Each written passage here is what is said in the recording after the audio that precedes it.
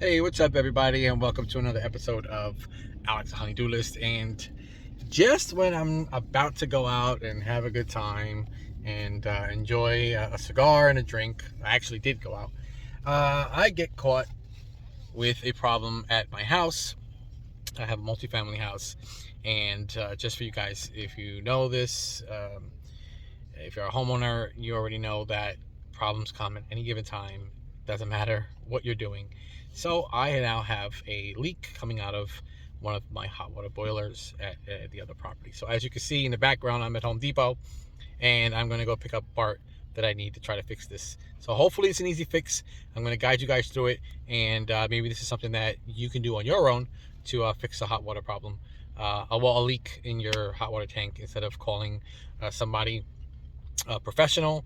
This may be a simple fix, and if it's not, well, then leave it to the pros. So follow me in, guys. I'm gonna go get some parts, and I'm gonna show you guys just how we fix this problem.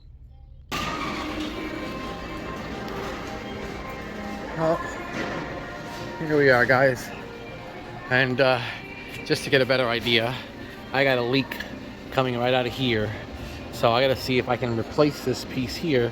That's what it looks like in the pictures that were sent to me, and then replace the pipe that's connected here with the shutoff valve.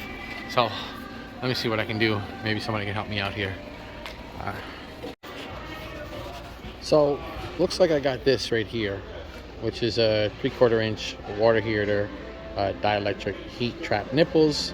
So in case you have a problem like I do, where the actual connectors at the top of the water heater are shot, or at least one of them is, you get to replace that. But now I have to replace that valve on top so that I can shut it off and turn it back on without a problem.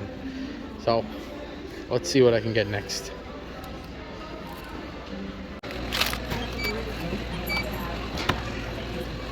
There we go. Let's get this installed. Well, here we go, guys. And here's the problem. I got a big crack right here, which means I have to take this off. This is not going to be fun. As you guys can see, you got water everywhere. Carpet's going to have to be removed now, even though we were going to remove it anyway, but now it's really going to get removed. So I clean all this stuff up after I finish this. Stay tuned, guys. If you like the channel and you like the content that I'm bringing to you guys, feel free and subscribe. Definitely hit that like button, and make sure you stay tuned for more videos that you can do on your own in your own home. So first things first, kind of loosened up this release valve here at the bottom just to kind of drain some of the water out of the tank itself, because I had to shut off the whole house. As you can see, these two valves right here, I had to shut those off. Now I can start seeing if I can just get this piece off here.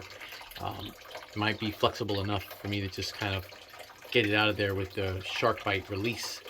If that's the case and this doesn't go nuts spraying everywhere, this may be a lot easier to repair than I thought.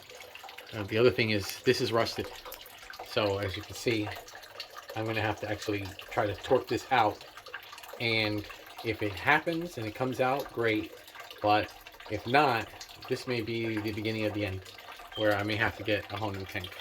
So let's see what I can do. Hey guys, so I don't know if you caught this part of the video, or if I was probably on photo, but I removed this 3/4 inch shark bite from the actual this is the male connection. It's like this one. So the female connection here, I removed it and it came out pretty easy, but I'm just trying to find out why this started to leak and became so corroded. I guess, you know, you could say it's had a leak for a while, but it doesn't seem like it. The floor is always dry, but I'm going to try to remove it with this. Hopefully this will work. This is a very tough piece to remove, and hopefully I'm going in the right direction. although I think I'm going clockwise, which is wrong. So I'm gonna go counterclockwise. Let's see if I can get this to move. The problem is I don't have a lot of leverage.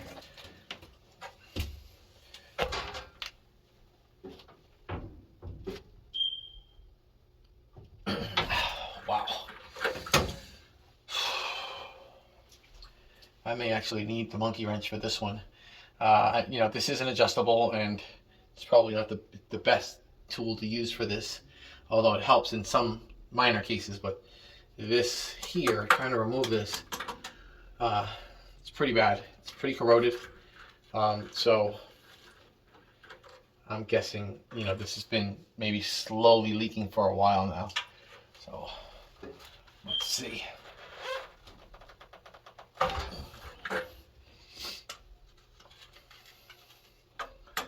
It's so bad you can't even see the grooves anymore in the male connection. It's just like corroded pretty bad. So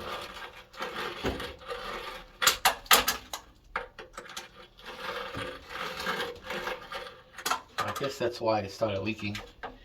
But it didn't give me a sign for as long as I can tell. It hasn't given me a sign you know, at all that it was leaking. So let's keep on trying.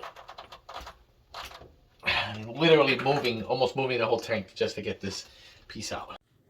So from this point on, guys, I had to get the heavy hitter. It was definitely needed.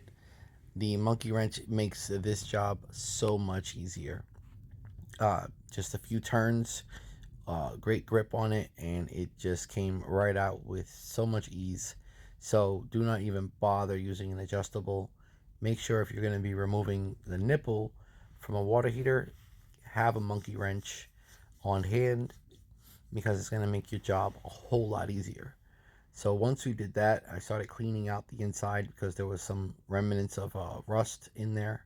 So I had to get a little towel, get a little bit of that stuff, all of it out of there actually. Start cleaning it up. Get the nipple. Make sure you put your tape around the edges so that you can, you know, make it a little more watertight. At this point, I'm taking off the actual shark bite.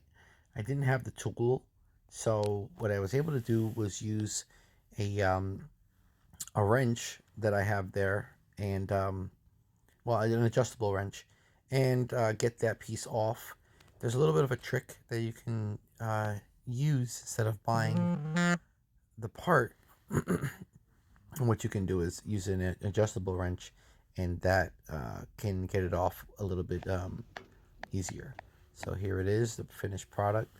It's all out, and that's the old shark bite, rusted to hell, but we're going to go ahead and replace that.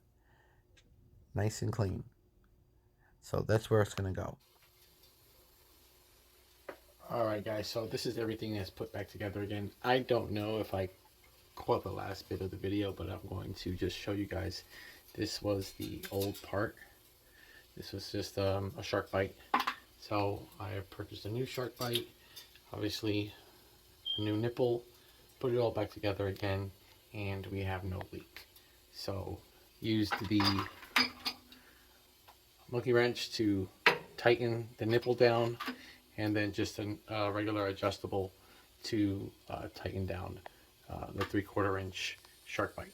So at this point, turn the water back on, turn the gas back on, and we're going to restart the pilot.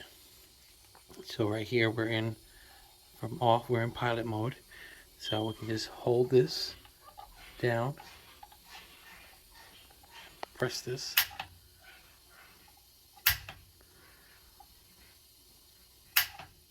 once the light starts blinking again, it's like a blue color, it should be fine, but sometimes you gotta strike it a few times before it actually works.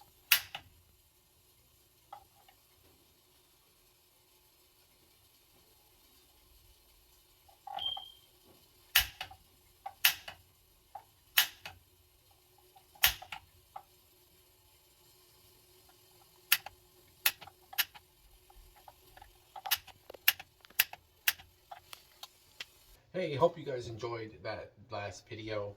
If you guys have any questions, or if there's any comments that you have about the video, or if there's something that I could help you with, please make sure to leave a comment below. Hope you guys do me the biggest favor in the world and hit that subscribe button, hit that like button, and for future videos, make sure you hit that notification bell so you know every time I upload a new video. Look forward to seeing you guys on the next show. Take care, guys.